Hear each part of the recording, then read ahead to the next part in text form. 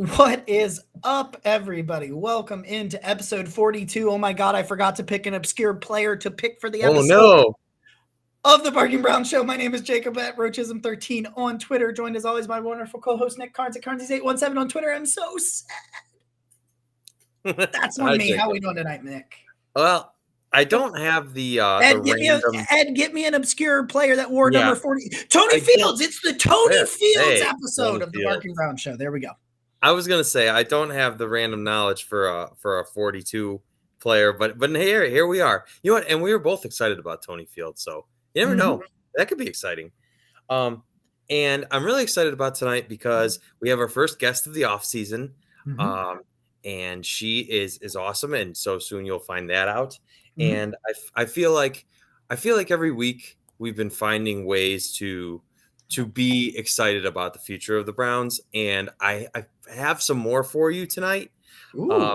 Because you know what, I've been digging into stats, and I won't get too deep into this now, but I've been digging into stats and finding fun little tidbits here and there, just about a bunch of different players. And so I think that's going to be fun to look at, because if you look hard, but you don't even really have to look hard, but if you look, there's a lot to be excited about. So I don't know, this show, it's going to be good. So I know we've got a lot to do today. And so, Jacob, do you want to take us away? Yeah, absolutely. So we're going to dive right into it. We will introduce our guests in just a moment. I wanted to take the time, as I always do. Thanks for all the likes, comments, subscribes. My massive announcement came out. I am now a paid contributor over at Dog Pound Daily, which is absolutely, quite literally, my absolute dream come true. I'm ecstatic. So many of you shared so many really nice things that you had to say about me. I cried a few times, just to be transparent, especially when Roger, if nobody has seen the thing that Roger said about me when I posted that, he's like, oh, I've known this guy for over a year and he's just worked his ass off. And I'm just kind of like I cried. I love all of you guys that have joined me here for this ride. I wanted to be so thankful. You're the reason that I got this position, especially Ed, because Ed's always there, man. Ed, he'll be on in a second, but Ed believed in us when no one knew who the hell we are. Not that anybody knows who we are. I know that. We're just this small time little bit. But Ed from the start was like, hey, man, these guys are cool, and like maybe you should listen to them. And so if you guys are like, why the hell are these guys on my screen again? And why am I listening to them? It's Ed's fault. So just go blame it. No, I'm just kidding. I seriously though, I'm overwriting at Dog Pound Daily. So if you guys want to check those out, I've got 2 articles out. I got a mock draft coming out this weekend for Dog Pound Daily, and we'll get into that a little bit. Thanks for all the Patreon members. We have another film study this weekend, and by the Patreon members' request, Saturday night, 9:30, maybe 10, we'll figure that out. We will be doing a film study of MJ Stewart, JOK, and Jedrick Wills. That is where the Patreon members wanted to go, so that is where we are going on Saturday. Patreon, $5 a month. You can join that. The most valuable thing you can give anybody is your time. Thanks once again for giving some of your time to us. With that said, I'm going to bring on producer Ed, who is monitoring. Wow, that was rude. The Twitter comments over, and he has a special message from one of our really good friends. What's up, Ed? Hey, what's up, guys? And I think you're selling yourself a little short here. I was just annoying, and you guys just happened to read my comments. So, and I totally appreciate that. So, no, it's been a wonderful ride. I'm glad that I'm part of this, and congratulations, Jacob. But, we are a family, and I want to thank Nick and Jacob for, kind of getting this family thing together. But True Dog, also known Tim Ryan, 236-90548 on Twitter. He's a Harley Davidson fanatic, but he lost his father, Bob Ryan, 93-year-old Browns fan, who watched every single Browns game with Tim, drank a beer during every single game up until he was 93, and he is the reason that Tim is a diehard Browns fan. So, our condolences go out to Tim in this tough time, but we're all a Browns family, and, we're going to get through it. He's going to get through it, and the Browns are going to be successful. And, Mr. Bob Ryan will be looking down, watching the Browns win a Super Bowl someday. So, it's always tough when, we lose our family, and especially our father. So, but he's in heaven, and he's doing good. And hopefully, Tim, True Dog, you're doing good too, buddy. And hang in there. We love you. Yeah, we love you, my friend. Ed, what do we got on the docket tonight, my friend? Well, we got a great show. We got this Abby Mueller, and you know what? I hear she's really good, guys. She's got her own podcast and she does a spectacular job. So I can't wait to hear what you guys pry out of her. And we're going to talk a lot of hot topics, and we're going to have a great show. So fire those Twitter comments my way. I'll get them on. And let's go, guys. We're going to go for it a little bit. Nick's nuances, and Jacob's going to talk draft like he always does because he does a wonderful job. And that's why the people are starting paying him now, because guess what? He's worth it. And we love you, Jacob. Congratulations. And let's go, guys. All right, man. Thank you, Ed. We appreciate it. We'll talk to you soon. Thanks, Ed. All right, without further ado, we're going to bring on the great Abby Mueller. She is the host of the Just a Girl from Cleveland podcast, which I highly recommend. She does it. I asked her about this beforehand. She does it solo. She's like, it's very difficult to do solo. I know I couldn't do it solo. She works her ass off. She's really awesome. We're going to bring her on right now, Miss Abby Mueller. Abby, how are we doing tonight? What's up, guys? Doing well. How are you? Good. Jacked up, man. This is we always call it, you talked about it as well. We always call it our like vent session, our therapy session. It really is. After the week of Hugh Jackson. Yeah. It's just, yeah. So, all right, guys, we're just going to jump into it because we got a rundown here thrown together. I want to say hey out to our good buddy Cancel Anime over on YouTube, who is back. Hey, listen, I was late tonight, very late. It was all on me. And just because of that, we were doing it actually so that Cancel Anime, who had been late the last couple of episodes, and he was like, oh man, I'm late. I missed a couple of minutes. We did it to make sure that you didn't miss a second. We did that. That is a lot. If we get Jacob talking, it's he's gonna keep on going. So before we knew it, hey, it's 8:09. Ed goes, hey, it's 8:09, and I went, fuck. And so, all right. So Abby, we're gonna start here. I told you where we were gonna start, and it's a controversial thing. Me and Nick have put it off. We are going to ask you straight up. By the way, we don't want to talk about Hugh. Hugh was lying. We knew he was lying. We're not doing it. We want to start with all of our guests this offseason talking about six. I know it's nauseating to do, and I'm sure you have probably dived into it. I haven't been able to listen to your podcast the last few episodes, so I don't know if you've dove into this already yourself. We've put it off, so we're going to start here. We want to know where you are with Baker Mayfield. Yeah, so it's obviously, like you said, been a very controversial topic, which it is because the quarterback is the most important person on your team, and it's unavoidable when you are dealing with a quarterback that is injured or a quarterback that's playing lesser than he has been capable of in the past, or for whatever reason is not living up to the standards for your team. So there's a good reason that it is being talked about. It's because it's really, really important. And I feel like I don't have a crazy take on it, or as crazy of a take as a lot of people do. Where I kind of lie is I think that Andrew Berry and that front office are going to explore their options this offseason. Even if Baker comes back for his fifth year, I think they're going to continue to explore their options next offseason as well and see what's out there. Is Russell Wilson going to be available? I know everyone's speculating on all of the different quarterbacks that we could get, but I have no idea who would actually come here. So it's hard to say on who actually would, come over to Cleveland, and Aaron Rodgers, a Russell Wilson. I know people previously were throwing around Derek Carr. I don't know if that's as much of an option anymore, but I think they're going to explore it. In my mind, the most realistic scenario, though, is that Baker is going to be back for his fifth year, and they're going to bring in some type of competition for him, whether it's through the draft or maybe a Marcus Mariota type, to kind of really push Baker. Because I think they're not just going to run it back with a Baker and probably a Nick Mullins, because I think Case is going to be gone. I don't think you can just run it back with those two guys and say to the fan base, here you go, this is what we're moving forward with. I think if you do bring Baker back, which I think they probably will, I think you have to give him some serious competition and see what he can do under that type of pressure, because it's not going to get easier. That's for sure. So that's kind of where I'm at right now, but we'll see what happens. I'm sorry, Nick. I want to ask her a follow-up question real quick because I know just because I see this question from Cancel Anime, I think he may have. He asked if you think they'll explore options even if he bounces back. I think you said they would explore options even if he came back. Correct. I still think that even if he comes back and they do continue with his fifth year, I guess it depends on how much a bounce back is. Is a bounce back winning a Super Bowl? Then I think maybe they look at it a little differently. Is a bounce back like first round of the playoffs?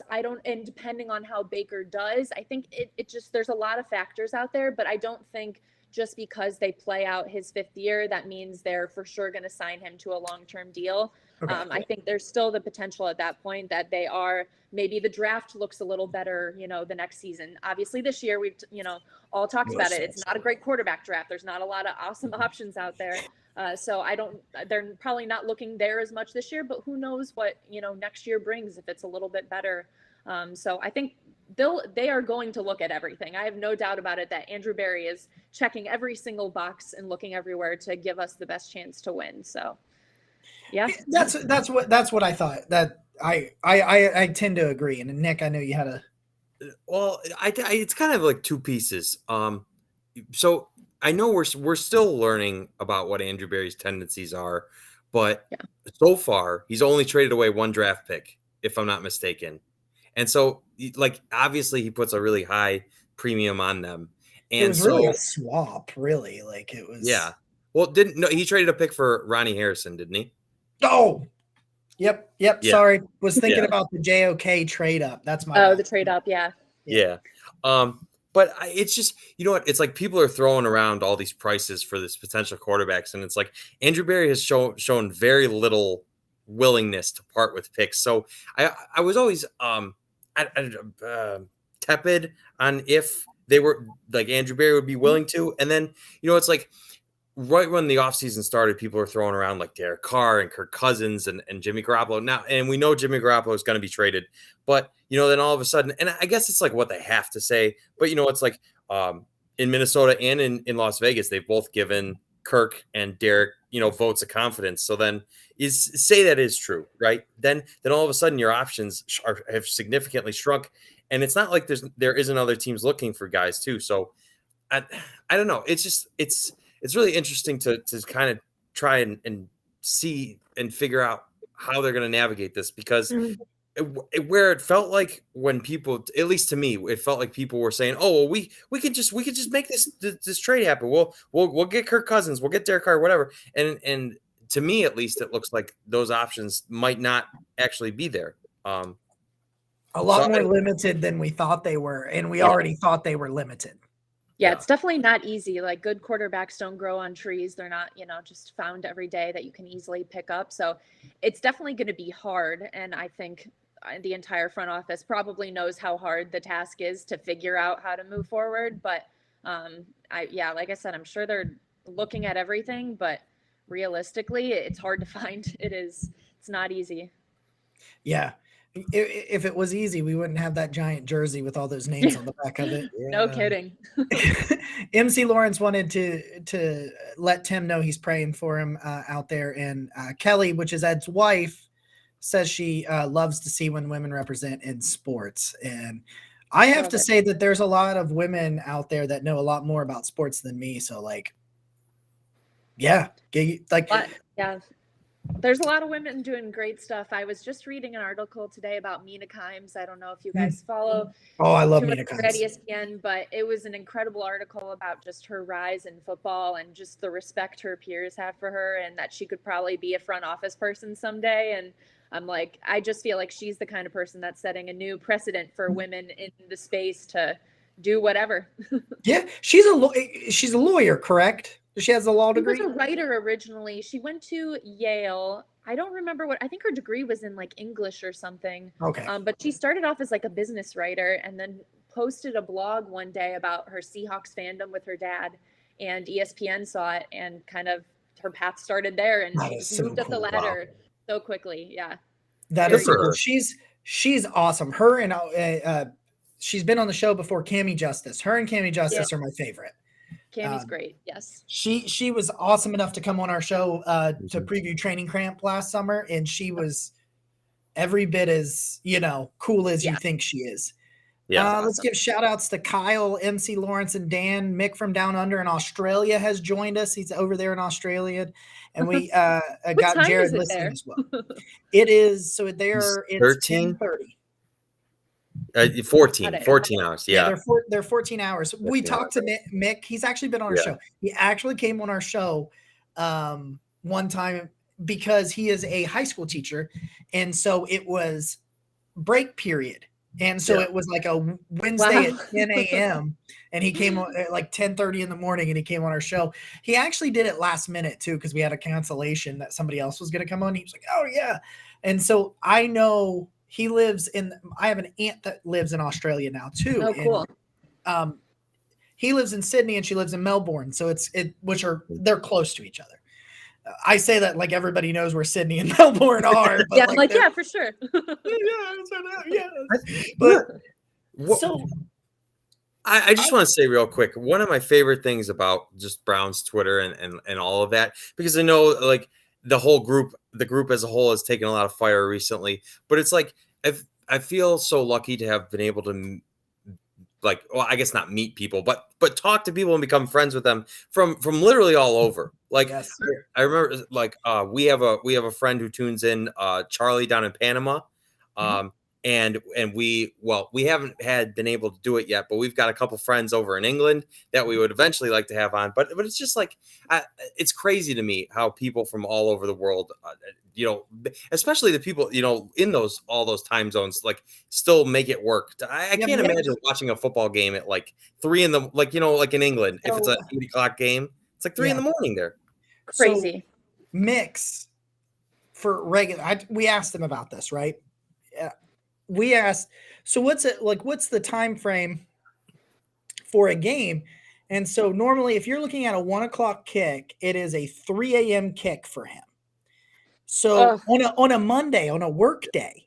So you were looking at, I said, so how's that work? Oh, I get up about 2:45 or so. And wherever house they're going to, like, the person that is going over brings the coffees, the first round of coffees. Yeah, I was going to say, you need more than one if you were that early in the morning. He is a high school math teacher. So he then watches the Browns and goes teach high school math. Oh, God. I love the Browns, man, but I don't know. Props to him. So it is crazy how the fan base is really everywhere, though. Like, as much shit as our fan base gets for being dramatic and all over the place, like, you could be in a fan base that is kind of, more lame and just doesn't care that much about their team. Like, our lows are low, but our highs are also the highest of the high. So you got to take it both ways. When it's great and we're doing well, like we were last season, it's the best feeling in the whole world, and you can have that too. So I wouldn't have it any other way.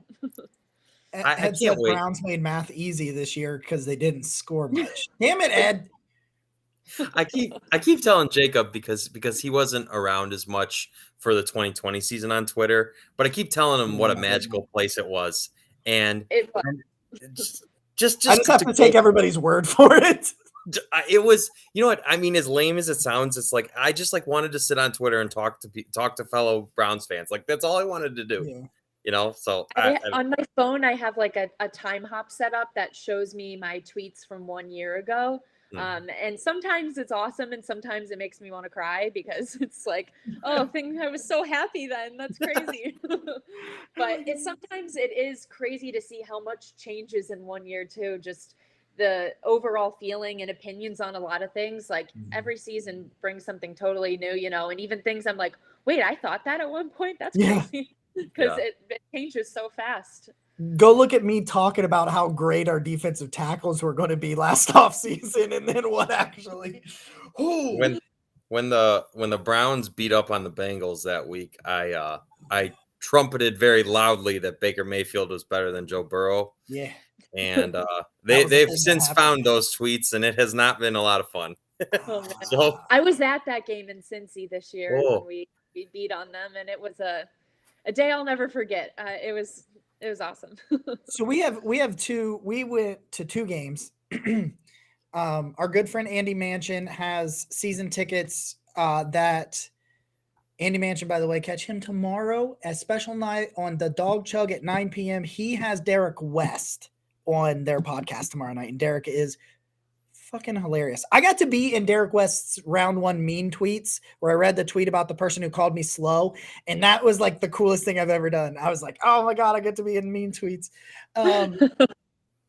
It was about the Chargers game. It is. Anyway, he has season tickets, second row behind the Browns bench.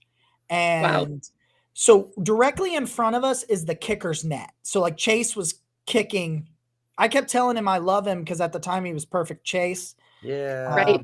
He started off so strong, man. Oh my God. From 50. It's Just amazing. I told him I loved it. We got at Hollywood. Yeah. He got the yips. He did. And we got Hollywood to look at us. So that was pretty cool. That was OBJ's return. So we were there for the Bears game. That was great. Jacob has no idea it was my burner account that sent that mean tweet to him. Damn it, Ed. Ed just keeps firing zingers at me in the middle of conversations. He's just like, pow, pow, pow, pow.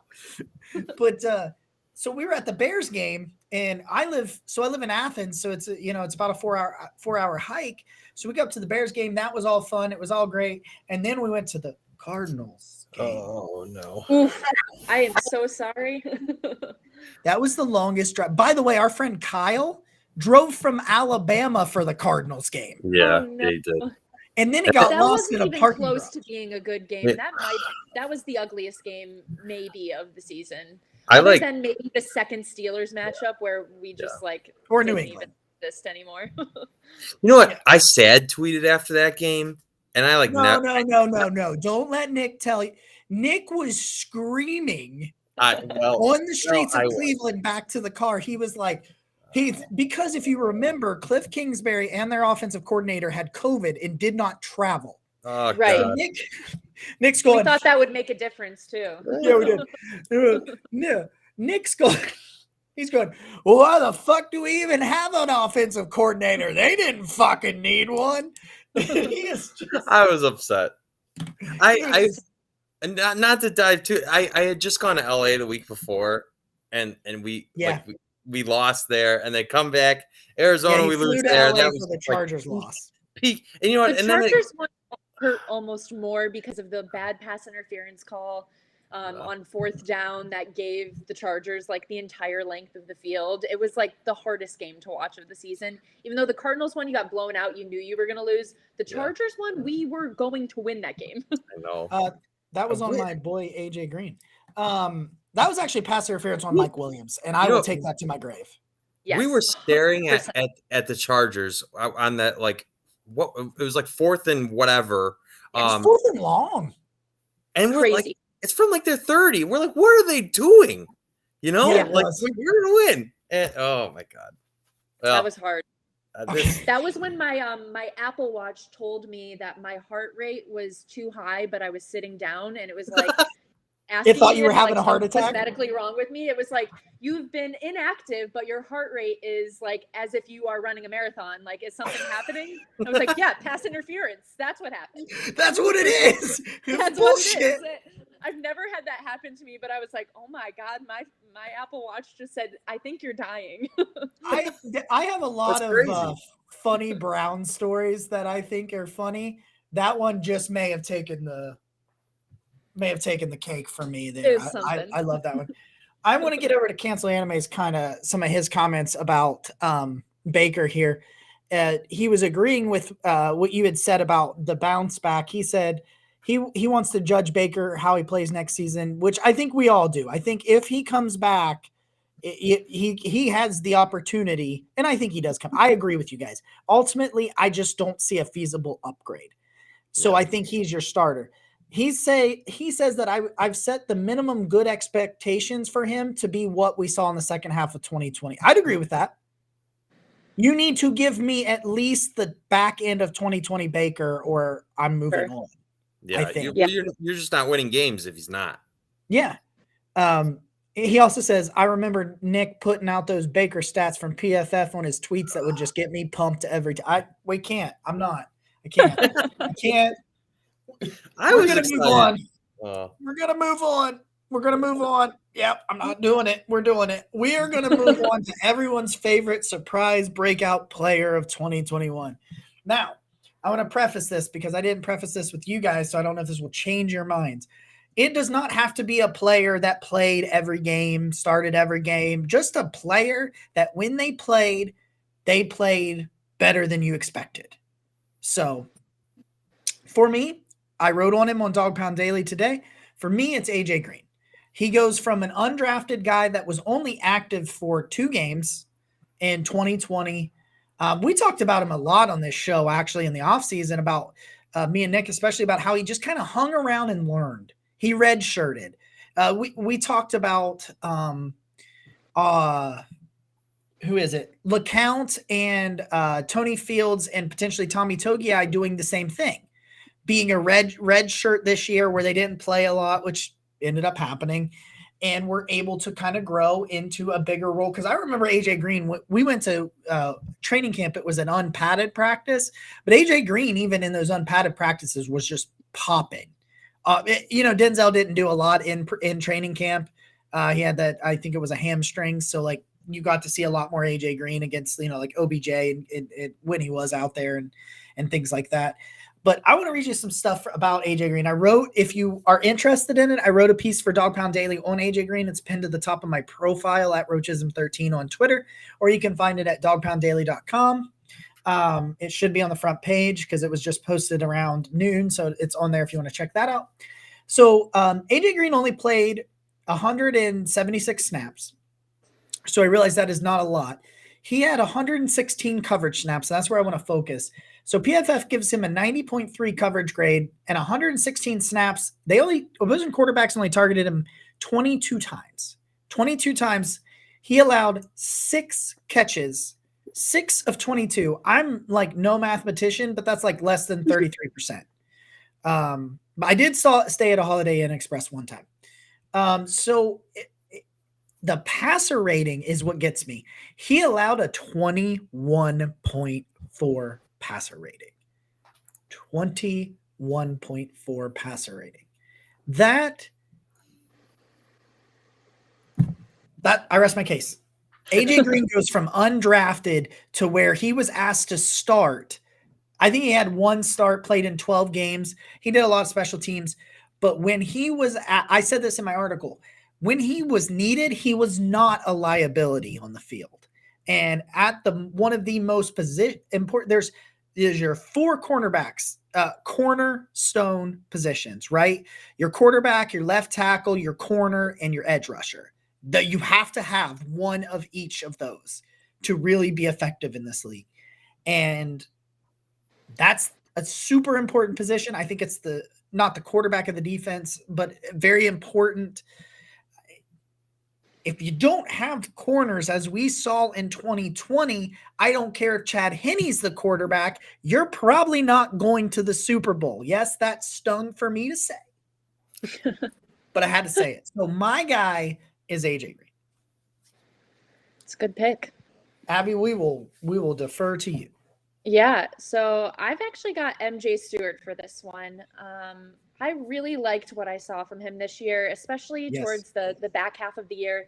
8 solo tackles against the Raiders, 9 solo tackles against the Packers. He also had that forced fumble against the Raiders. Just felt like kind of how you spoke about AJ Green in the same way. Like he really stepped up in moments, in big moments that we needed him, and was not a liability on the field. And especially in the back half of the year when we were struggling a lot of times, just to see his energy out there. He was really flying on the field. I just appreciated what he brought, and I think there's some real potential there. I think he's at the end of his 4-year rookie contract, so interested to see where we go from there with him. I for one really want to bring back MJ Stewart. I've said it before. He was a 2nd-round pick of the Bucks, so you're looking at a guy that was drafted high. Yeah. For a reason. It just turns out maybe he was a safety, not a corner in the NFL, and that's fine. Look at look at the Honey Badger. He did the same thing. Yeah. Sometimes it takes you a minute to find your place. Yeah, for sure. Yeah. I like that you both picked defense, because I mean it's no coincidence that we were actually playing the Browns were really playing sensational defense towards the end, And I think we've all been waiting for that, right? Because you looked at it and you're like, this roster is stacked with talent, and it should be better. They should be playing better than this. And so, they really did. So I'm really hoping that the Browns can keep them all together. Yeah. You know what? And I kind of wanted, there were a couple ways I could go with this pick, but I actually made a tweet about the guy today. And so this might surprise you, but Kareem Hunt, very quietly, because he got hurt, he averaged his best. He averaged 4.9 yards a carry, which he had not done since his rookie year when he won Rookie of the Year. And Jacob and I talked about this a little bit, but like, I think you could safely say that in 2020, for example, like Nick Chubb was the A and Kareem Hunt was the B, and like they were both terrific, right? Yeah. But like there was a very specific pecking order. Whereas I thought actually Kareem Hunt was better than Nick Chubb in the early going part of the year, and I'm really sad that we didn't get to see what he was going to be able to do. And so, like, I know there's been some speculation that, that maybe Kareem might not end up a Brown next year because of the money he's making and what do they do with Dearness Johnson and all that stuff. I really hope that they run it back with Chubb and Hunt, because I think that had a lot of potential to be great. But I just want to say honorable mention is one of Jacob's favorites is Tack McKinley. That's who I wanted to pick. Heartbroken for Tack, man. It broke my heart. That was hard to watch for sure. Him and Jack Conklin. Yeah, Conklin was another one that changed everything we could do, I feel like, as a team. Yeah, I love him. I'm wearing his shirt. I got my guy named Nick shirt on there, but he's not a tackle. No. I remember I listened to a lot of 92.3, and like Ken Carman was saying that Conklin was already dealing with an injury like to begin with, and then like he gets hurt. And again. It was a knee injury. Yeah. That's tough. That's brutal. They said they didn't talk about it a lot, but he had it even when he was playing at the beginning of the year. You could tell he was a little stiff out of a lot of his sets, kind of like Jed with his ankle. But right when Conklin went down the first time, not when he had the actual like knee tear, but when he went down the first time, he was back. He had found his groove. Then he got hurt, and then he came back. I just remember talking so much shit that we finally had our starting five, and it was, somewhat healthy. And it lasted 6 freaking snaps. Or 9. Crazy. I was just thinking a tweet idea. Oh boy. Nick's a tweet. I mean, and I'll share it with you. You know what? So it's like, it's not like the Browns were the most heavily hit with injuries, but like if you look at the injuries that they had, right? Your right tackle, your left tackle, your arguably your best running back at the time, your quarterback, JOK, who running backs, Chubb this time. Yeah, Nick Chubb too. And then JOK, is breaking out, and then he gets hurt. He wasn't. He came back, but you know what I'm saying? Like it's like I feel like the Browns had. Maybe they didn't have like the same number of injuries as like the Ravens. Well, I don't even want to. They had significant injuries too, obviously. But like every injury the Browns had, it felt like was a super terrible one for us. It wasn't like, I don't even know. I don't even know who to say. It wasn't. But you know what I'm saying? It's like, yeah. I'm sorry. Yeah, no, you're fine. I was just going to say the Kareem Hunt one was so big too, because just of how much we use him in our offense in different ways. Compared to Nick Chubb, I feel like we use Kareem Hunt in a very different way. And I feel like our team just overall is so much better when he's on the field and just in general. So I think we like highly underestimated how important it was when we lost him and how much that changed what we could do in our offense for sure. And when he came back, they finally put them both on the field at the same time, and then he went down. And I was like, right. It was working. It was working right there. Kareem Hunt. Fun fact about Kareem Hunt. I was in high school at the same time as Kareem Hunt, and my high school played against his high school in the playoffs one year. It was like the only good year my high school ever had.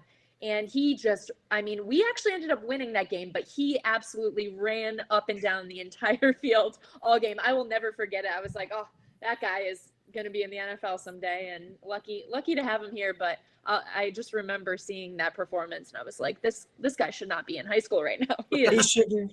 I saw something of some kind of. Have you seen this picture of this 18-year-old true freshman running back that's going to Georgia, and his thighs are this big? And his arms are this big. Like, I'm like, what? I'll have to look that up. Yeah, I think it's an Alabama. Is it an Alabama recruit? I think so, but he's going to Georgia. Oh, yeah, Georgia's sorry. where he's going. Just Google like some Georgia incoming freshman or whatever. He's huge. Yeah. I don't know. He's a running back. It reminds you of that there's that picture of Nick Chubb running track, and like you ever see that picture of Miles in high school? Yeah. With his high school teammates, and you're just like, it's crazy. That's not cool. Yeah, like there's some people that can, grow and change and make it to the NFL, and then there's some people that are like 16 and you're like, you will be in the NFL. There's just no doubt about it. Miles Garrett was one of those. Yeah. This one gets me a lot. I got a question. It gets me a lot. So I got to know, Abby, is cereal soup? No. Oh, come on. It's breakfast soup. No, I gotta go. No, it's just no.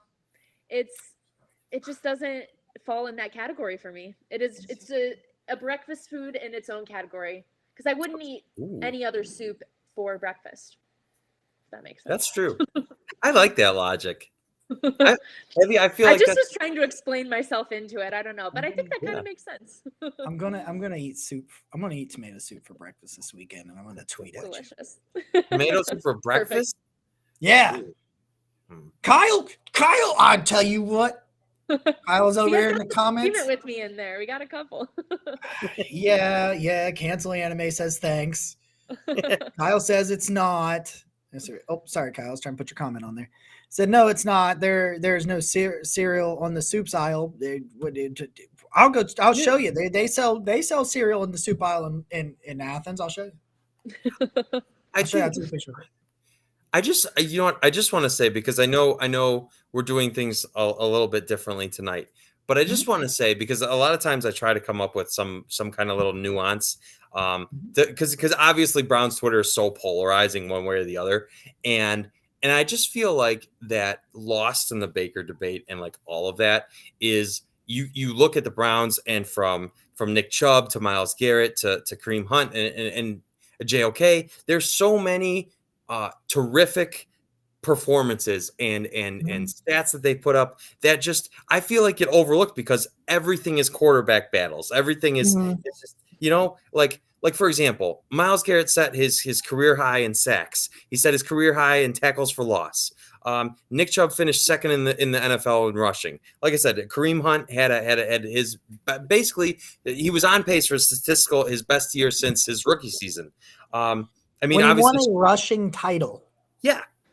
And so, and like, obviously Greg Newsome and JOK have, I don't have stats off the top of my head, but there's so many good pieces to what's going on with the Browns. And I just feel like they get overlooked or minimized because, everything is about Baker Mayfield. And I don't feel like that's fair to all the guys. I try not to talk about Baker that much. I try. A lot of people come at me and make it about Baker, but Yeah. It's definitely hard to not, especially I feel like it's almost gotten more heated throughout the playoffs. And it's hard not to when you're watching like the Chiefs-Bills game or you're watching Joe Burrow and the way the quarterback play has been in those games. It is really hard to watch it and be like, how are we going to go throw for throw with these teams if we get in those situations with them, And so I think that's why it's almost accelerated even more because Joe Burrow is a guy who's kind of overcompensated for, bad offensive line play and, helped them mask and cover some bad things that they have. So it's like, it is great we have all these other good pieces, but then you have a guy like a Joe Burrow who just kind of goes out there and he somehow just gets it done. It's hard to watch and be like, how are we going to compete with that? I know we beat the Bengals, but just long term, when you look at those AFC quarterbacks, it's hard to see a path of us going throw for throw with those teams. It's hard to see a path of us going throw for throw with Lamar Jackson and Joe Burrow in the division. I know. Like the AFC is so stacked. It is so hard. Like the NFC's got maybe Aaron Rodgers is leaving. They've got Tom Brady's gone. Like they don't have the same star power that we have in our side, and that makes Stafford. It incredibly hard looking forward. You could argue that I lost. Okay, so you could argue that 3 of the potential faces of the new NFL without Brady are AFC quarterbacks in For sure. Mahomes, Allen, and quickly, very quickly, Burrow is becoming this Herbert. bigger. Don't forget Herbert, Lamar's there. yeah, Right. They Joe showed a Burrow's becoming graphic. bigger than life, and it's killing me inside. They showed a graphic the other day that was like, this is the future of the NFL. And it was like 6 quarterbacks, and only one of them was Kyler Murray. And that he was the only one in the NFC. And I was like, yeah. Damn it. Like, I like Ed's comment here. He says, Mason Rudolph says, hold my beer. yeah. I would like to ask both of you. I just have a quick question, because when you look at the playoffs, obviously that's what you're gauging and who you're gauging against, who you have to beat. Does it scare you guys that for the most part there's not any teams like in at least the Final Four and beyond that really play the Browns style of, I guess, the 49ers, but you know what I'm saying? The majority of the successful teams do not play the Browns style of offense. Is that scary?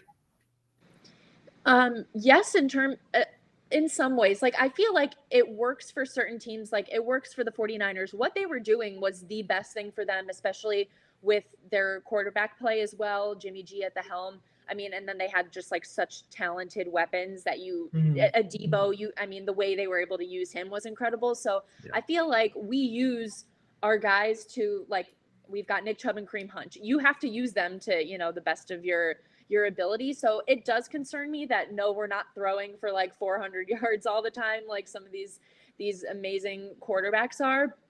But I think you can win in different ways, and it's possible. It is becoming harder in the present day NFL as we've seen, especially in the AFC. But I think it's still possible. It's just you kind of have to do everything right, I guess.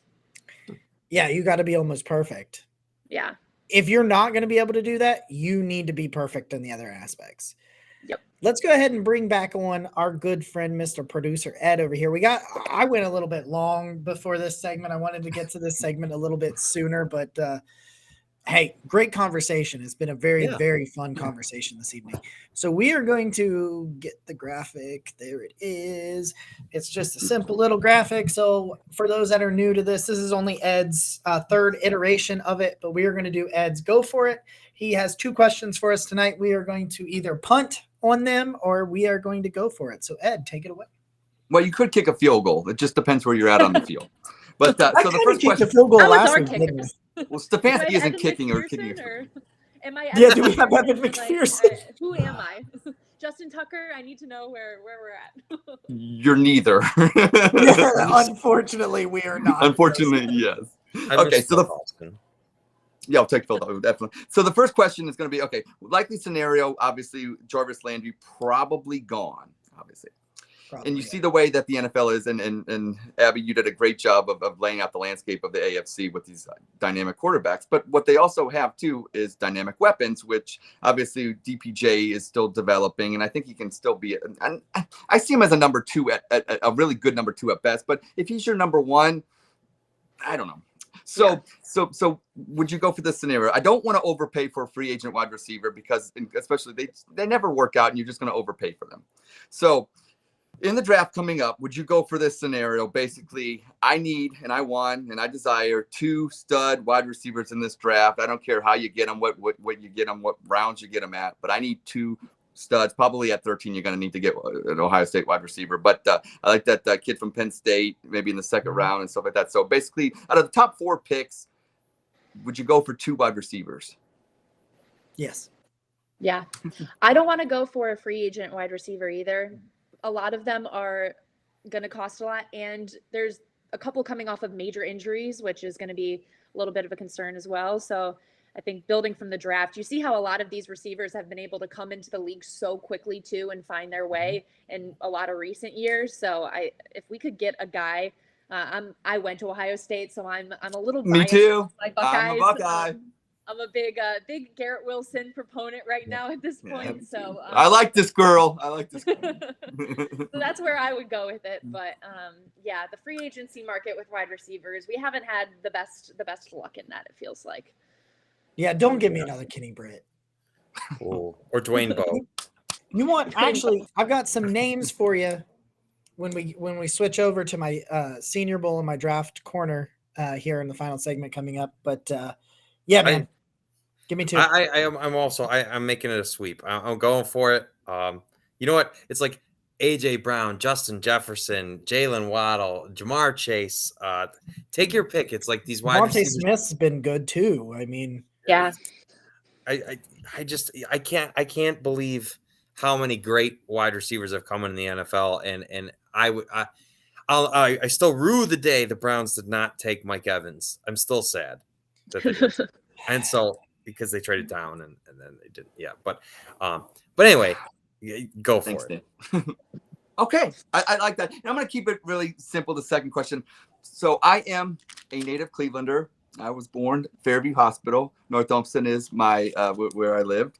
So finally, Eddie Columbus is coming back to Cleveland, and it will be this weekend for a Super Bowl party. So my question to you guys, should I go for it when it comes to, should I get drunk like Johnny Manziel and a swan? 100%. yeah, yeah. We're going for it. Okay. I'm going to go for it. And you know what? The lake's kind of frozen right now. So you could go like you could take your swan and you could go skating. Go all the way to Canada. Just get that nice slide Now we're through, talking. eh? I wouldn't. But I mean, I'd get drunk. I wouldn't do the Canada part. Oh, okay. I would get drunk. I sweep on the go for it tonight, and as long as it's okay, I really, with the whole COVID restrictions, I don't think they'll allow me in their country. So that's fair enough. I don't think. Actually, I think that's true. Sometimes they don't even want me in my own house, so I totally understand that. Well, like I said, that's gonna do it for Go For It because, like I said, I want to keep it fun and easy, and you're doing such a great job. This is a great show, and guys, keep it up. All right, man. We appreciate it, Ed. We'll have you back on for the final segment here in a little bit. Woo! We're gonna pop one over. He says punt Ed. Kansas Anime says punt Ed, and I think he doesn't want you to get drunk like Johnny Manziel. Or does he literally mean to punt me? Because that's been thrown out there too. I could understand that as well. Oh yeah, no, that's true. That's probably what he meant. So I'm not Baker hating tonight, guys. I'm not doing it. Yeah. All right. That's enough. That's enough. Get him out of here. He's going to say something. He's going to start a fight. Guys, I want to talk. We do this every week. I want to talk a little bit. Let me get my graphic here. From my draft corner, I want to talk a little bit about the Senior Bowl because I took enough time to watch it because it was a lot more fun than the Pro Bowl. I didn't watch the Pro Bowl, but I saw so did you guys see the Myles Garrett interception for a touchdown? Did see that. See that. But that was one of the only takeaways I had from that. the pass rush on that play where they were like playing patty cake, like I was like, I cannot. I didn't even want to watch that. They're playing. I don't think it was even football. That was like a different sport. I wonder if like they could replace it with some kind of like, I mean, like if you're not even going to play a game, right? Like could it be like a really competitive type skills contest for like position groups or something? I don't even know. I guess you can't really do. I don't know what you could do. But there's got to be something better than just half playing football. If you're gonna do it, you need to like if you want it to be a good game, it has to be like baseball and the NBA where it happens in the middle of the season. Yeah. Like give everybody an extra bye week in the middle of the season because what it is, I saw I'm trying to think which player it was I saw talk about it, but he's like, you got to remember these guys haven't played in a month and some of them are starting to like rehab and stuff. And it's like, no, they're not going to ramp it back up for that. Like that's causing injury.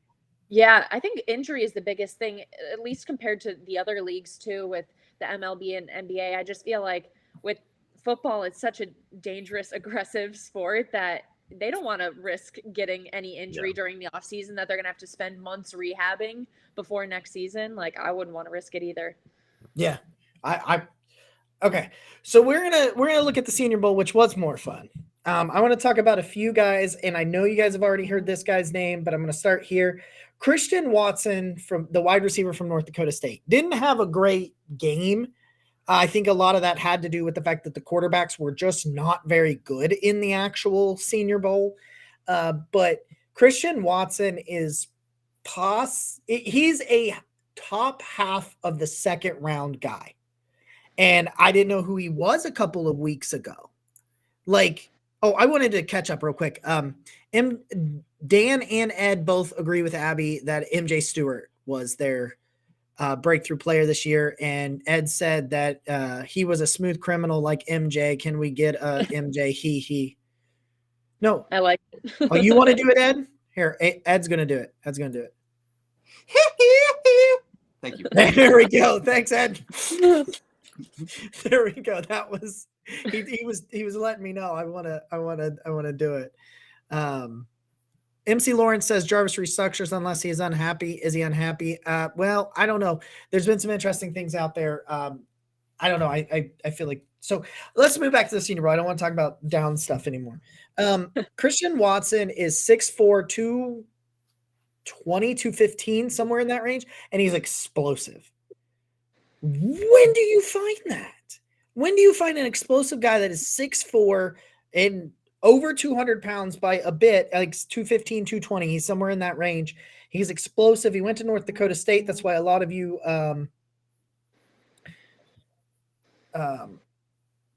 but I had a work text that popped up and I got distracted. But that's why you probably haven't heard of him. Christian Watson, check him out. There could be a chance that he floats. I could see, like, if the Browns went, like, I like the idea of potentially going David Ojabo in the first round. I love David Ojabo out of Michigan. And if that was the case, I don't know that Christian Watson's at 44, but he might be what you have in mind at 44 if that's the way that you go. There are so many wide receivers in this class. I want to tell you, Jalen Tolbert from South Alabama. That is a name that, if you haven't heard, he was playing in his home stadium in Mobile, Alabama at the Senior Bowl. Didn't have a great game, but I love, if you guys haven't listened to the Draft Dudes podcast, they work for the Draft Network, which is one of the mock draft simulators that a lot of people use, is at the Draft Network. And they just have raved about Jalen Tolbert. He's big, he's tall, he's physical, he's going to out-muscle you.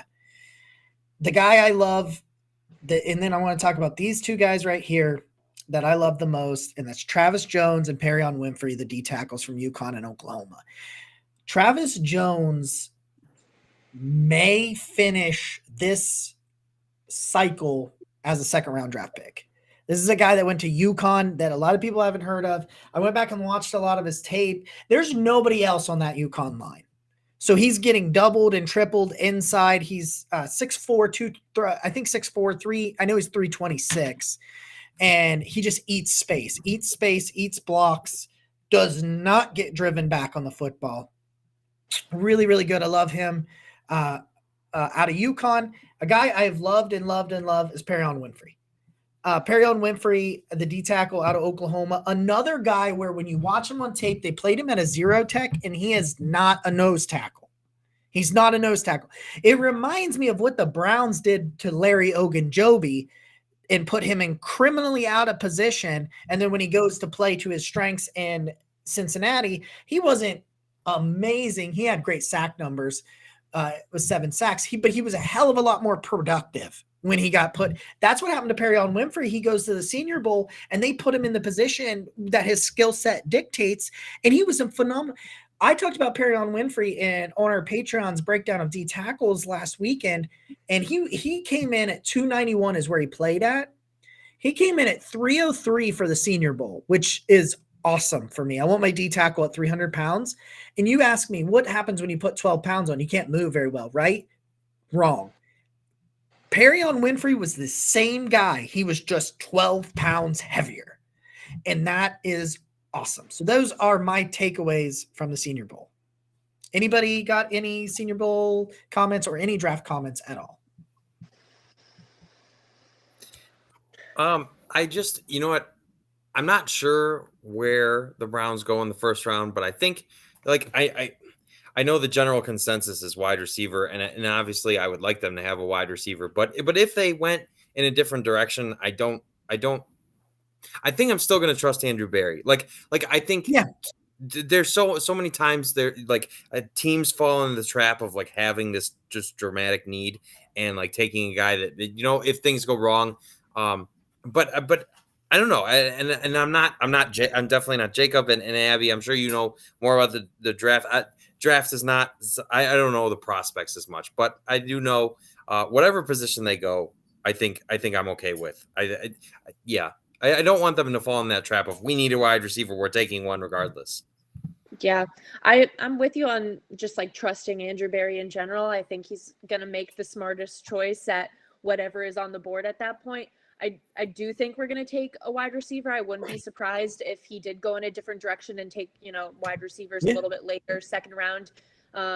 If So many of them. Big class, yeah, it's a massive wide receiver class that I wouldn't be surprised if he filled another need with that first pick and then used a second round pick to take a receiver and then an additional pick later in the draft to take another receiver. I think that's something he would probably do as well. So I wouldn't be that surprised to see him go another way, but it is hard if there is a Garrett Wilson on the board when we're there at 13 or someone like so stellar that it's going to be hard to be like, now we'll just take someone else. And that could be like, I mean, you see how like a Jamar Chase changed a lot for the Bengals. If you can get a guy that you really think could be a guy for you, that's a hard position to pass up on if it's going to work out. Do you remember, not, and he did a lot more bad than people want to admit when we talk about John Dorsey, but do you remember going into that draft, it was like, who are you going to take the quarterback at 1, or are you going to take Saquon Barkley? Like that was, I vividly remember that just being basically the only conversation when it came to that. Right. Like, what are you going to do? Are you going to do this? Or are you going to do that? And it came into it, and when they took Baker, they're like, oh, you could have got Baker at 4 and then taken Saquon or Bradley Chubb or whatever you were going to do. And obviously I still totally agree with the picking of Denzel Ward, but they're like, but then some people said, well, that was your guy. In John Dorsey's head, Baker Mayfield was the guy, period. He was the guy of that class as who you want. I think that there is a lot of depth at wide receiver, like you guys have talked, but I think, Abby, what you said, I think you really hit the nail on the head, right? With if your guy is there, I know there's other guys that would be like if you think Garrett, like I think on this show, I think right here, all of us included probably have Garrett Wilson at 1 as wide receiver 1. I think the highest ceiling of any wide receiver in the draft is Drake London, but I think the best wide receiver in the draft is Garrett Wilson because I think he has a much higher basement than Drake London does. But if this is Drake London Garrett Wilson, and it's just a slight difference from the other wide receivers, and you're like, but I really am more confident that Garrett Wilson will be a 10 than I am that Jalen Tolbert will be an 8, or that Khalil Shakir in on day 3 will be a 6. Like I'm more confident in. That's a guy I like, by the way, Khalil Shakir. If you check him out, Boise State. Yep, I like him a lot. If you guys are bored, want to look that up. Great prospect. But if you're like, hey, Garrett Wilson or Drake London or Treylon Burks, whoever it is, if you're like that is, I know we keep using it, and Jamar Chases don't come along every year, but if that is your Jamar Chase, if that is your Justin Jefferson, if that is your DK Metcalf, you take him, period, I think. Yeah. Yeah. And you're going to miss sometimes because that's just the reality of the draft. And you can never be 100% confident. Like even when the Bengals picked Jamar Chase, there was a chance that wasn't going to work out. It obviously has worked out perfectly, but you can't say anything for sure until you see it. But it's like a probability game of just going with the thing that you are most confident in and putting your full confidence into that person. And I feel like, especially in roles that are important, like you were mentioning the year we drafted Baker, it was like, you can't mess around with the quarterback position. Like if that was what they were confident in picking, that is what you have to move forward with. Don't get cute with it. Don't mess around with it. Just do what you are most confident in. I think, you know what, Abby, you mentioned earlier about how the rates of picking first wide receivers has been like better lately, obviously, but there's been misses as well. It reminded me, I looked it up real quick, of that 2016 draft where the Browns took Corey Coleman, Ricardo Lewis, Jordan Payton, and Rashard Higgins. Yeah. Yeah. And you know what? I mean, Rashard Higgins, who knows what. Only one around. But yeah, he's still around, right? You gotta take stabs at it. You can't not do it. Yeah. I don't know if that makes sense, but you know what I'm getting at. So I hope they do. I'd like to see. That's how Andrew Berry operates too. I don't think he's like getting nervous at the last second. Like, I don't know, maybe we should, like, he knows what he wants and what he's looking for in this. And he's going to do, the best thing in that moment that will help our team. I have an unrelated question for you. Well, for you both, and for Ed, if he wants it, because I didn't know this was going to be so controversial. But so they're saying that Tristan Thompson is a buyout candidate, right? And I tweeted that they should bring the man home. And everyone and their mom is weighing in right now and yelling at me, saying this is a bad idea. And I'm on team bring Tristan Thompson back if you could do it for free. I know we're a Browns show, but what do you guys think? Yeah, why wouldn't you? What's the downside of a to the end of the year contract? Yeah, I just wish he would. I just wish he would treat Chloe with more respect. Well, she's a nice lady, and he had a family, and he kind of did been a little out of control. Yeah. I'm not like against bringing him back. I am just so careful with the Cavs right now. On like, I'm scared to mess with too much. Like, obviously, we just had a great trade that we made, a couple days ago, which I'm excited about, but. We could have maybe one more coming before the deadline, but I'm just like in general concerned about messing with the flow of the locker room and like the camaraderie in the team right now. Not that I think like, I'm sure Tristan is a fine guy in the locker room. I'm sure guys like him enough. It's just, it's scary sometimes to mess with a good thing we have going. Yeah, that's totally fair. I was just thinking, it like if he's free, like basically free. I don't know. I could like get behind that.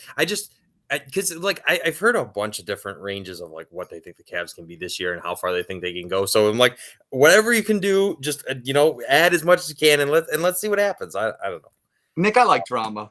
Come on back, man. Come on back. I'm all drama, So why not? Why not? It is. I got a question for you guys. Okay. Okay, since it's the Winter Olympics, and I catch myself, tell myself, oh, it doesn't matter, but I'm watching the Winter Olympics. I can't help myself. So my question to everybody is, what Browns player do you think could medal? Like I'm thinking Myles Garrett with curling all day. I was gonna say my first thought was Myles Garrett. I didn't even have an act picked of like what sport he would be. I'm just like, he could win something. Yeah, I agree. If I'm not, so Myles Garrett is obviously a freak, and I'm sure I'm on board. But if I'm not mistaken, Nick Chubb was like a record holder of some sort in track. He's from Georgia, right? Yeah, Georgia. Yeah. Right. So I bet you he could medal. I don't know. I don't know what sprint or Herschel Walker did.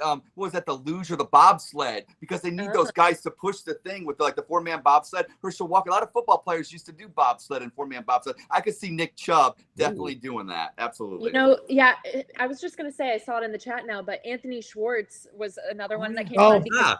Great track. He was extremely fast. So he was supposed to be in the Olympics.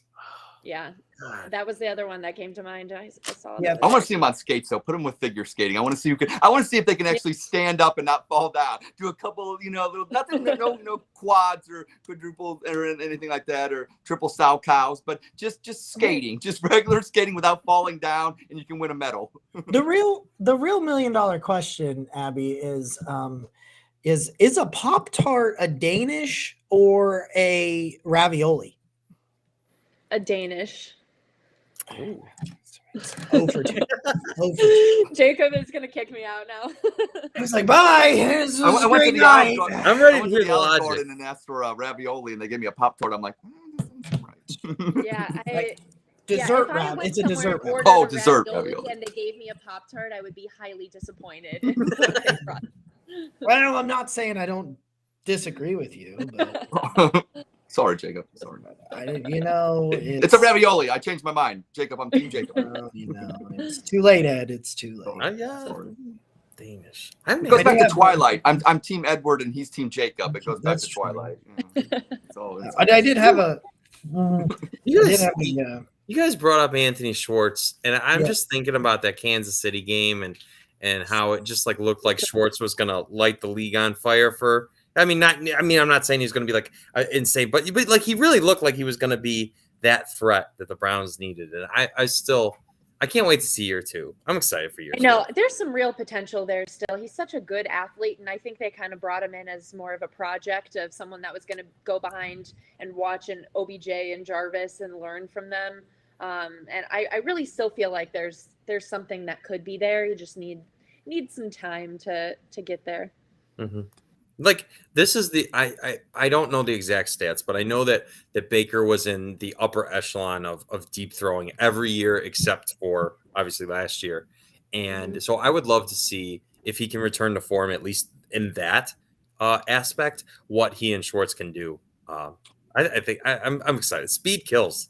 It does. He was so good in that Kansas City game too. I think he had like 60, 70 some yards. It was like it was a decent showing for him. So especially for his first game. Oh yeah. Against Kansas City too. I mean, that deep throw to Baker to him, that first was that first, like basically that first drive or second drive or whatever. Yeah. Nice. Feels like another life. I don't even remember. I don't know that. Go watch him play in that game, in that Houston game. It's a totally different guy. Yeah. Tough. So, how did the chemist? How did the chemist feel about oxygen and potassium hanging out? Potassium's K. Okay. Okay. Okay. There we go. Hey, Abby. OH. IO. There we go. All right, guys.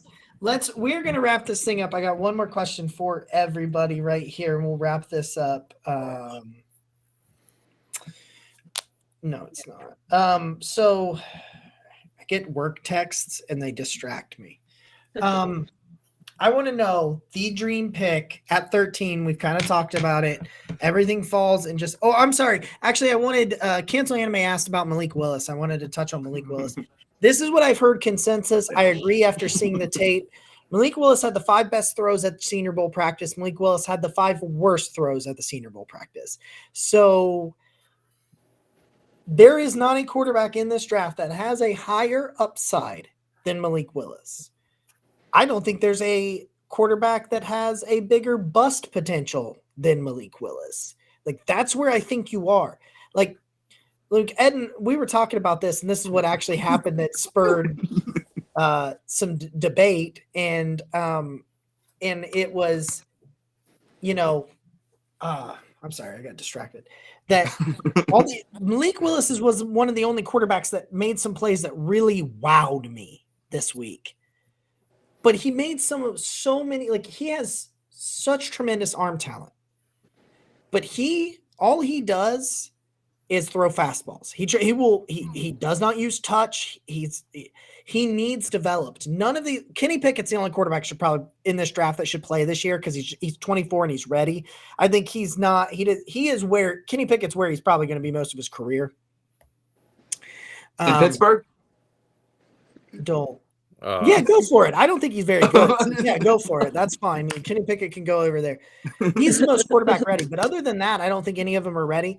Malik Willis is one of those guys where you're like, he is like a Michael Vick dynamic runner. Like, he is truly he kind of reminds you of Vick coming out because Vick had a cannon for an arm too and no way to control it. So if he lands in a stable situation similar to how Josh Allen landed or Lamar Jackson. Comparing him to Josh Allen a lot and how Josh Allen. But that is also a dangerous thing to do because it's like not everyone's Josh Allen. Like he's a unicorn. Way. Yeah. And it's like, that's great that maybe Malik has similar, he's a good runner. He's got a cannon, but like, I don't know. There's some concerns there with being actually able to become a Josh Allen.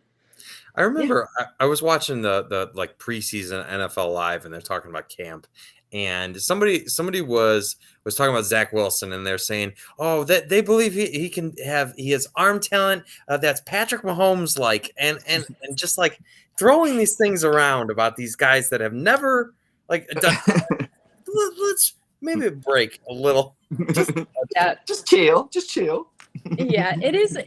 The comps sometimes get a little crazy, but I know people do it in terms of like attributes of what they're good at. But it's sometimes you're like, okay, let's hold back a little bit because that is an unfair pressure to put on a guy who has not taken a single NFL snap in his life before. So We'll see. Yeah. I mean, he could be Josh Allen if he like you kind of said, Jacob, if he like ends up in the right spot that can develop him in the right way. Like Josh Allen could have gone somewhere else and not developed in the way he has. So I think that's probably really important for a quarterback like him who's not that polished yet and not quite NFL ready.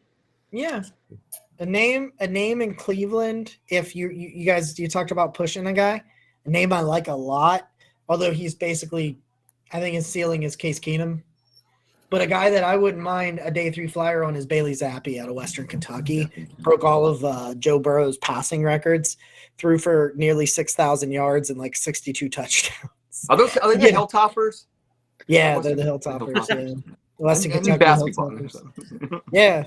It's just random, but I think he's probably like a Case Keenum guy. But like he's a fun, like if you're going to draft a guy to push Baker kind of guy, then I think he might be fun to do it. Bailey Zappi. Zappy. Okay. Yeah, I thought it was Zap, but then everybody was like, it's Zappy. And I was like, wow, I'm stupid.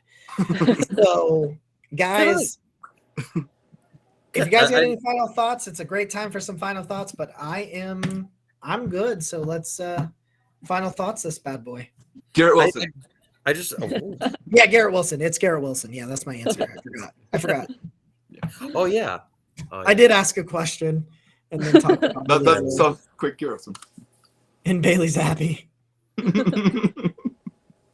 know what? I've long wanted a tall wide receiver, and I know it's obviously not the most realistic, but I do. I have watched some Drake London stuff, and just imagining having a mismatch like that is so exciting to me. I think at the moment I'm really salivating over Drake London and being a Brown. Yeah, he's great. Yeah, he's good. Could go any way. Who knows where the board falls? Yeah, I mean, I don't think anyone saw JOK fall in the second round last year. Sure. So I think that's the most fun. It's like you spend so much time poring over this stuff, and then it never ever seems to go the way they all think. Yeah. Or even if you think about last year and the way the quarterbacks fell, like there was so much talk about what the 49ers were going to do. And up until the very end, people had no idea. And that changed everything for how the rest of the board falls. So it takes one team to do something that no one thought they were going to do. I even remember a couple of years ago when the Giants drafted Daniel Jones, and that was like completely unexpected. A lot of people thought they were going to go Dwayne Haskins or just a different route. And it changes everything at that point because other teams start drafting up or trying to get a different guy that they didn't think was ever going to be there. So it's so hard to predict because everyone's always wrong. But it's so fun. Those mock draft things are so addicting. It is. And it's all we have for these couple months too. We have nothing else. We just have to rely on hope of maybe a couple new guys. Or Tristan Thompson coming to the Cavs. Yeah, well, that's the one thing that's nice is like at least we have some, like the Cavs are like that nice holdover. Like last year I was dying. It was like every day, it's just Browns draft talk because the Cavs are tanking and it doesn't really matter until the lottery, right? So it's just Browns. And it just made the days feel like they were going so slowly. And so I'm excited this year. It'll be some, especially with baseball, like pretty much not existing at this point. Yeah. The only thing we have then is the NBA, but at least it's exciting. So, you know what that made me think of, Abby, is the other day you tweeted out the pictures of Andrew Berry and Kobe Altman, and we're talking about how we finally have all these great people in front offices in Cleveland, and I was thinking about that. Because like for so long it was like basically like the Guardians were the only good front office in this town, and so it's amazing how fast and how awesome it is to see that change. Yeah, and just like getting different minds in there. I don't know. I feel like we have very unique front offices in Cleveland now, but they've really nailed everything they're doing, and they're doing it a little bit differently. I mean, especially with the Browns and already this off season, the front office guys that have gone other places and are finding new homes. That's just a testament to Andrew Berry and everything he's been able to build. He's so young too. It's like, it's so impressive. I hope he's here for a long time. Me too. It could be a really long run. What's your thought about Sashi Brown and Oh, That was really something unexpected, wasn't that? Whoa. yeah, no, I did not. That wasn't on my bingo card for 2022. No. No, God, no. I kind of forgot about him, to be honest. I know he's still been in sports, but I just wasn't really thinking about him on a regular basis. I'm sorry. You're like, It's oh, wait. interesting. You know what? The NFL is definitely telegraphing that they are. You know, a lot of when Paul DePodesta's hired, it's like, you know, that's like universally knocked, and Sashi and all this analytics stuff, and the old school football people are, you know, Ron Wolf is mocking Cleveland when that doesn't work out with Dorsey and all of that. But I think the NFL is telegraphing that they're starting to buy into more of what the Browns believe in, because I mean, obviously Kwesi getting hired in Minnesota, and then the dude's name escapes me that interviewed with Chicago. Glenn Cook. I always forget his name. So I mean, that's from my perspective, you know, it's really cool to see. Although I kind of like having our own secrets that you know the rest of the NFL scoffs at. But Can't keep it all to ourselves. And you know what, Abby, I want to thank you for joining us. I know we've gone a little bit long today, but you're, like Jacob said, you're our first guest of the offseason, and we were talking about this, and we were like, you know, Abby seems like a great and you absolutely exceeded all of that. But we would be remiss if you didn't tell everyone where they can find you. Yeah, well, first of all, thank you guys for having me on. I really appreciate it. Love all the work you guys are putting out there. It's just always fun to connect with Browns fans and people putting good work out there. So appreciate what you're doing. But yeah, you can follow me on Twitter at Abby_Mueller_. I have my podcast, Just a Girl from Cleveland. Just gonna kind of ride through this off season, talking about the Cavs, talking about anything that comes up with the Browns. Who knows what's gonna happen? So definitely follow along there. I will be posting episodes. So yeah, thank you guys so much for having me. Yeah, absolutely. I've been a long time follower of Abby's, and I can tell you that it's a good one. Thank you. Yeah. Abby, you have two underscores, right? In your I do. So do I. Single underscore was already taken, so it's tough. Well, I always say two underscores to underscore the one fact how awesome you are. So there it is. There you go. I like it. Seriously, thank you. We can't thank you enough for being our first off-season guest, and you just blew it out of the water. So thanks for taking. I say it to our fans or listeners, whatever, you know, the most precious time you can ever give anything you can give anybody is your time. So I really appreciate you making time for us. Yeah, no problem at all. Thanks, guys. One last quick thank you, Jacob. You are wearing your Sabo apparel shirt. We do a giveaway every month for our Patreon people. If you are interested in that, it's great. They make great shirts. You will get it for free for being one of our Patreons. Roger's our latest winner, and here we are heading towards our next monthly drawing. So without further ado, this has been the Tony Fields episode 42. I don't know where all the time went. Episode of the Barking Brown Show. I'm Nick. She's Abby. That's it. Oh, I can't get my finger to go the right way. That's Ed. Catch me on the dog. And he's Jacob. 9:00. Oh yeah, and our friends at the Dog Chug tomorrow, 9:00. They have Dog Chug merch now. You might want to get some of that. So as always, go Browns.